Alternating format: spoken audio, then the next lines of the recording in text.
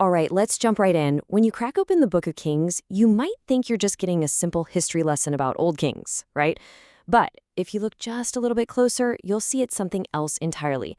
It's actually a meticulously crafted puzzle, a history with a hidden agenda. And today, we're going to crack that code together. So the first big clue that something's off is the structure of the book itself. I mean, it is incredibly repetitive. You get king after king, and they're all introduced and then dismissed with the exact same formula. It feels less like a real history and more like, I don't know, a really harsh teacher greeting a long, long line of students. A report card, basically. So the question is, why?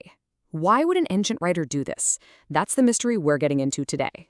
Okay, so our investigation starts with the physical evidence, the book itself. You and I, we think of it as First Kings and Second Kings, right? Two separate books. But guess what? It wasn't always that way. And to really get what the author was trying to do, we have to go back and see how this thing was originally written and read. Yep, you heard that right. The author wrote this as one single continuous story on one big scroll. And the Hebrew title? Super simple, Malachim, which just means kings. There wasn't some big cliffhanger at the end of what we call First Kings. Nope. The story just kept on rolling. The split that we're all so familiar with, that came much, much later. And you can actually see how the name and the structure evolved over time. When the book got translated into Greek, that's the Septuagint, it was suddenly grouped with the Book of Samuel, and the whole collection was called the Book of Reigns. And then later, Jerome's Latin Vulgate did something similar, calling them all kings. So what we call First Kings was actually Third Kings. This tells us that those early editors saw this as one massive, unified story. This timeline really lays out the book's long journey. It starts as a single work, but then around the 3rd century BCE, the Greek translators hit a practical problem. The whole thing was just too long to fit on one standard-sized scroll, so they split it in two. And get this, that split wasn't even officially adopted into a printed Hebrew Bible until the 1500s, so the author intended for readers to experience this as one single, seamless narrative. That's a huge piece of our puzzle. All right, let's get to our second major clue, and folks, this is a big one. It's that super rigid, formulaic structure I mentioned earlier.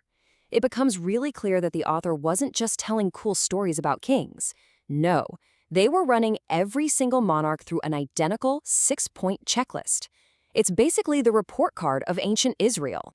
And here it is. This is the blueprint. For almost every single king, you get these same 6 bits of information, always in this order. It is so consistent, it has to be on purpose.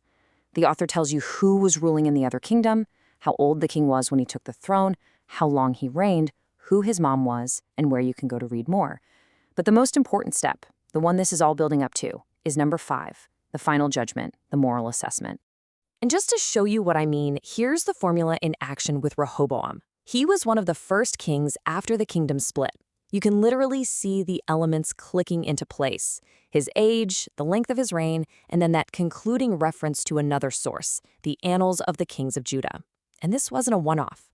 The author does this again and again and again. And this right here is the absolute heart of it. All those other details, the age, the other kingdom's ruler, that's all just set up. The author's real goal, their entire purpose, is to deliver a verdict. Did this king follow God's covenant, or did he mess up and fall into idolatry? For this writer, that is the only question that truly matters. Every single reign is weighed on that one scale. So, how'd they do? Well, the author's final grades are absolutely brutal. I mean, look at this. Of all the kings in the northern kingdom, Israel, not a single one gets a positive review. 0. And in the southern kingdom of Judah, only 2. Just 2 kings, Hezekiah and Josiah, get unqualified praise. Everybody else either gets a mixed review or just fails outright. This isn't just a history, it's a history of failure. Okay, a book this structured, this focused, it just screams that there's a single author, or at least a single unified group of writers behind it. So who was it? Who wrote this thing? This brings us to the whodunit part of our investigation. We've basically got 3 main suspects. First up, the prophet Jeremiah. There's an ancient tradition that says he wrote it, which is pretty compelling. But the timeline's a little tricky. See, the book ends with events that happened in Babylon, but we know Jeremiah was taken to Egypt. Second, some people just say it was an anonymous prophet. I mean, that fits the book's prophetic tone, but it's pretty much impossible to prove. And third, we have the leading modern theory, a figure, or maybe a whole school of thinkers, known as the Deuteronomist. And that last theory, the Deuteronomist, is the one that really helps us connect all the clues. Because once you understand the author's point of view, you realize this isn't just a history. It's an argument. It's a history with a powerful and very, very specific agenda. So let's break this down. The Deuteronomistic history, that's the key concept here. It's the scholarly idea that one author, or maybe one group, shaped the entire story from the book of Deuteronomy all the way through 2 Kings. And their goal was to prove one thing, that the entire history of Israel was a direct result of the nation's obedience, or, more often their disobedience, to the laws laid out in Deuteronomy. And this is the absolute crucial point. You have to imagine the author writing this from the ashes. After the kingdom has collapsed and the people have been exiled to Babylon, they are wrestling with the most devastating question a nation can possibly face. Why? Why did this happen to us?